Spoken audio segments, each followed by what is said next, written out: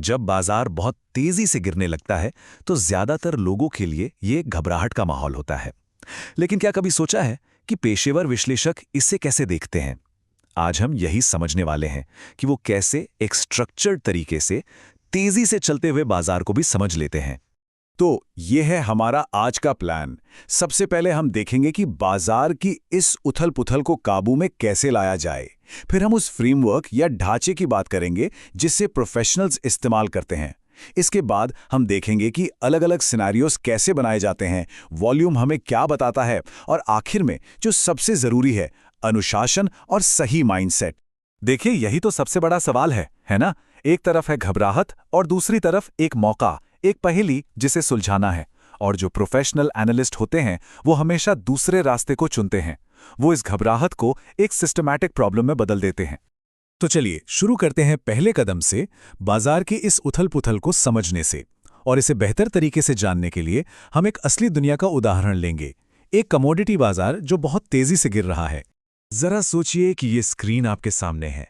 Natural gas की कीमतें लगातार गिर रही हैं, बेचने वालों का दबाव बहुत ज्यादा है। ऐसे तनाव भरे माहौल में कोई फैसला कैसे लिया जाए? यहीं पर एक फ्रेमवर्क, एक ढांचे की जरूरत पड़ती है। तो सवाल ये है कि एक प्रोफेशनल इस सिचुएशन को काबू में कैसे लाता है? वो एक ढांचे का इस्तेमाल करते हैं। ये कुछ वैसा ही है जैसे एक पायलट की प्री फ्लाइट चेकलिस्ट होती है।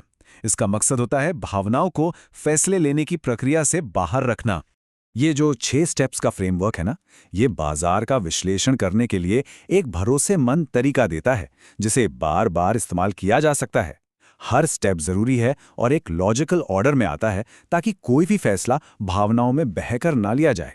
तो सबसे पहली चीज जो हमें समझनी है वो है बाजार का बड़ा फ्लो किस तरफ है। क्या बेचने वालों का पलड़ा भारी है या खरीदने वालों का? ये हमें एक डायरेक्शनल बेस देता है, मतलब एक दिशा देता है। हमारे नेचुरल गैस वाले केस में रुझान एकदम साफ है, ये मंदी का है, मतलब बेचने वालों का जोर है। और ये हमें कैसे पता चलता है? जब कीमत बार बार अपने पिछले हाई से नीचे एक नया हाई बनाती है और अपने पिछले लो से नीचे एक नया लो बनाती है, तो ये बिकवाली के दबाव को कंफर्म करता है। अब जब हमें डायरेक्शन पता चल गया है तो हमें चाहिए एक मैप, और वो मैप हमें मिलता है सपोर्ट और रेजिस्टेंस से। सपोर्ट वो फर्श है जहां से कीमत के ऊपर जाने की उम्मीद होती है, और रेजिस्टेंस वो छत है जहां से कीमत नीचे आ सकती है। तो ये देखिए, यहां हमने पूरे प्राइस एक्शन को कुछ खास जोन्स में बांट दिया है। 295 और 288 पर रेजिस्टेंस है यानी छत, और 280 और 275 पर सपोर्ट है यानी फर्श। ये लेवल्स हमारे लिए गाइड पोस्ट की तरह काम करेंगे। और यहीं से हम आते हैं अपने अगले और बहुत ही जरूरी स्टेप पर, संभावित सिनेरियोस की तैयारी। देखिए, प्रोफेशनल्स भविष्य बताने की कोशिश नहीं करते, वो अलग अलग संभावनाओं के लिए पहले से प्लान बनाकर रखते हैं। तो हमारे पास 2 मेन प्लान हैं। प्लान ए, अगर कीमत 280 के सपोर्ट को तोड़ देती है तो गिरावट जारी रह सकती है।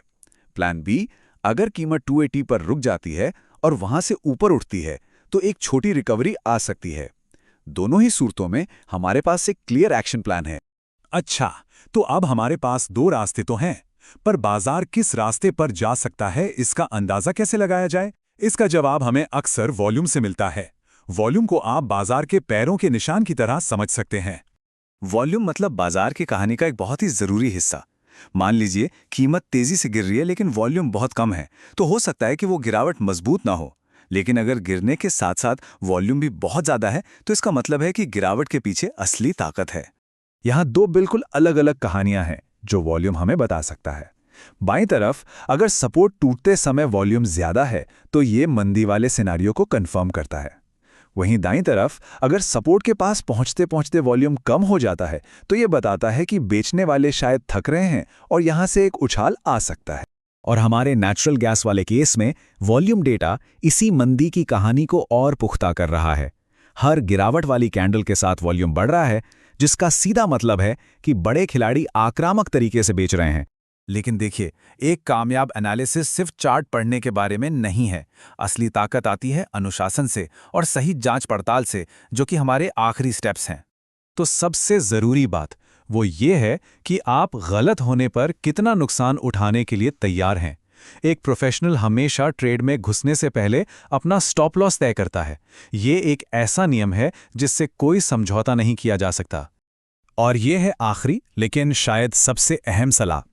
एक एनालिस्ट भविष्यवाणी नहीं करता, वो कंफर्मेशन का इंतजार करता है। यही धैर्य एक प्रोफेशनल को एक नौसिखिए से अलग करता है। बाजार को अपना अगला कदम दिखाने दें, उसके बाद ही रिएक्ट करें। तो चलिए फटाफट से रिकैप करते हैं कि हमने आज क्या क्या सीखा। एक फ्रेमवर्क का इस्तेमाल करना, भविष्यवाणी करने के बजाय अलग अलग सिनेरियोज के लिए तैयार रहना, वॉल्यूम से कंफर्मेशन लेना और ये समझना कि रिस्क मैनेजमेंट और साइकोलॉजी भी एनालिसिस जितनी ही जरूरी है। और अंत में बस एक बात सोचने वाली है, ये तरीका सिर्फ ट्रेडिंग के लिए नहीं है। जिंदगी के कई और हिस्सों में, चाहे वो बिजनेस हो या कोई पर्सनल गोल, एक स्ट्रक्चर्ड प्लान बनाना सिर्फ अपनी गट फीलिंग पे काम करने से कहीं बेहतर नतीजे देता है।